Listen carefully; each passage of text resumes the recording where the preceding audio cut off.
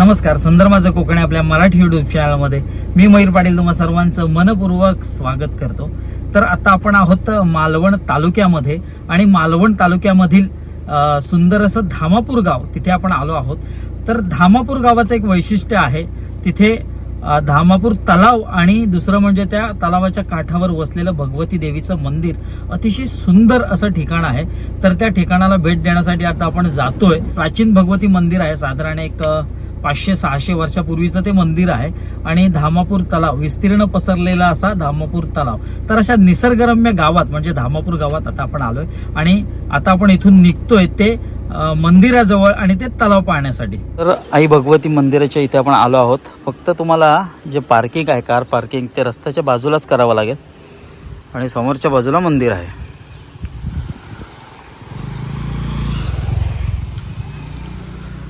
समोरच श्री भगवती देवीचं मंदिर आहे, कमान आहे आणि इथूनच एंट्रन्स आहे।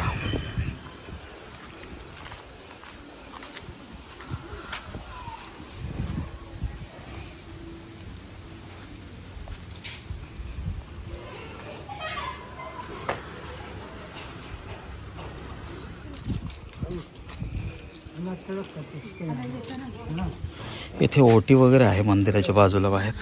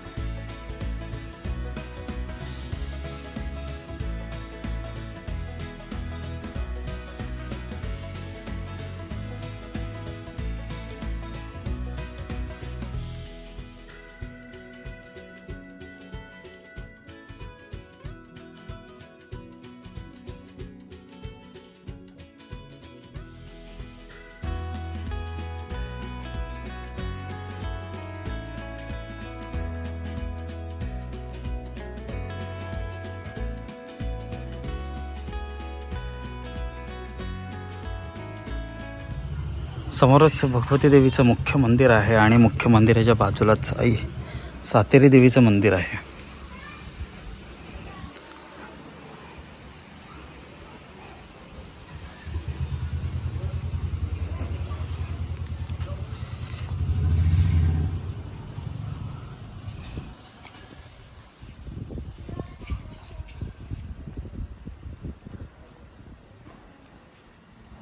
आई सातेरी देवी।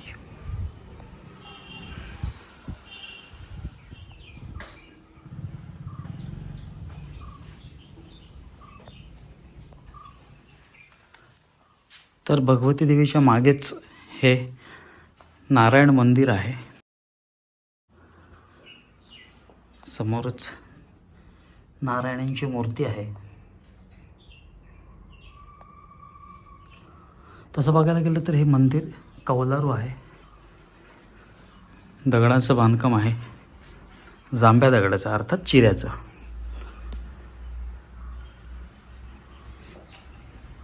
इथे शिवलिंग आहे, इथे देखील शिवलिंग आहे, म्हणजे दोन्ही बाजूला शिवलिंग आहेत। कौलारू मंदिर।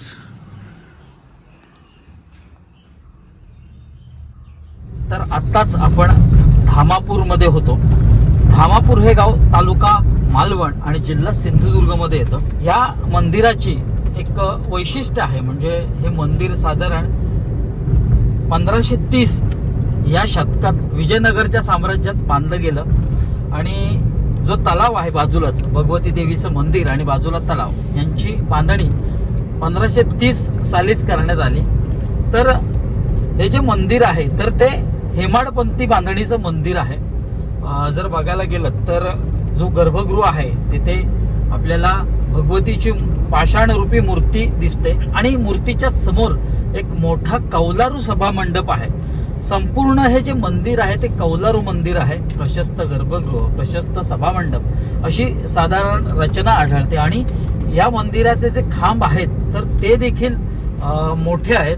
खूप सुंदर असं मंदिर आहे आणि याच्याच बाजूला जो तलाव आहे तो देखील खास वैशिष्ट्य आहे त्या तलावाचं. आणि तसं बघायला गेलं तर मंदिराच्या आवारात एका बाजूला आई सातेरीचं मंदिर आहे.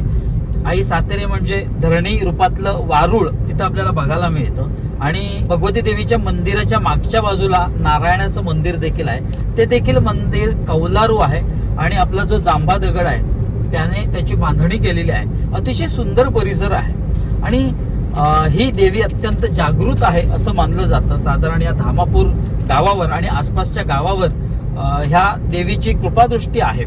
आणि मंदिराच्या बाजूलाच असलेला तलाव अत्यंत महत्वपूर्ण आहे. आंतरराष्ट्रीय एक सिंचन वारसा स्थळ लाभलेलं ते महाराष्ट्रातला एकमेव हा तलाव आहे अशी ही आंतरराष्ट्रीय ख्याती आपल्या या सिंधुदुर्गात आहे. तर तसं बघायचं झालं तर त्या तलावाला एक मोठा इतिहास देखील आहे आणि हा जो तलाव आहे तो 1530 साली त्याला बंधारा घालण्यात आला. त्यापूर्वी तो एक छोटा ओहळ होता. त्यानंतर गावकऱ्यांच्या मेहनतीतून तो मातीचा बंधारा घातला गेला आणि तिथपासून आज तगायत तो तलाव, त्या तलावातील पाणी कधीच आटलं नाही आणि संपूर्णपणे प्रशस्तपणे हा तलाव अत्यंत एक निर्मळ पाण्याचा आहे. ज्याच्या काठावर अनेक पशु पक्षी यांचा वावर आहे. तब्बल 123 जातीचे पक्षी आपल्याला या धामापूर तलावाच्या बाजूला असलेल्या घनदाट जंगलात बघायला मिळतात. तसंच 48 जातीची फुलपाखरांचा देखील अधिवास या धामापूर तलावाच्या काठी आहे. धामापूर तलावाविषयी अतिशय रंजक एक गोष्ट आहे किंवा मान्यता आहे. पूर्वी लोकांकडे दागिने नसायचे तेव्हा ते एक फुलांची परडी घ्यायचे, त्यामध्ये फुलं ठेवायचे आणि त्या तलावात सोडायचे आणि असं बोलायचं की दागिने हवेत म्हणून. आणि ते दागिने किती आहे त्याची लिस्ट असायची आणि ते दागिने परत कधी करणार हे मात्र त्यांना सांगावं लागत असे. तर अशी मान्यता होती. मग ती परडी सोडल्यानंतर मग ती दागिन्यांनी भरून यायची. मग ते जे गावकरी आहेत त्यांचा कार्यक्रम झाला की मग ते कार्यक्रम झाल्यानंतर त्यांना ते दागिने परत करावे लागत होते. पण काही माणसांच्या हव्यासापोटी ते दागिने परत करण्यात आले नाही, म्हणजे ते दागिने चोरले गेले. मग असं म्हटलं जातं की देवीचा कोप झाला आणि ते दागिने येणं बंद झालं. तर असा एक वैविध्यपूर्ण इतिहास आपल्याला इथे पाहायला मिळतो. तसं बघायला गेलं तर धामापूर अतिशय सुंदर गाव आहे आणि या सुंदर गावातील या धामापूर तलावाच्या काठी असलेलं मंदिर, भगवतीचं मंदिर देखील सुंदर आहे आणि तलावाचा एक वैविध्यपूर्ण आपल्याला तो ठिकाण आपल्याला पाहायला मिळतं. तिथे बघायला गेलं तर एक तासन तास तिथे बसून राहावंसं वाटतं. एकदा तलावाच्या काठी बसलात की समोरच मासे असतात. तर मासे अगदी झुपक्याने फिरत असतात. खूप मासे आहेत तिथे. त्यांना काय असं खायला घेतलं की एकदम उड्या मारतात त्या खाण्यावर. जबरदस्त वाटतं आणि आजूबाजूचा जो मनमोहक परिसर आहे तो खूप सुंदर आहे. तिथे तुम्हाला जंगल सफारी देखील करता येते.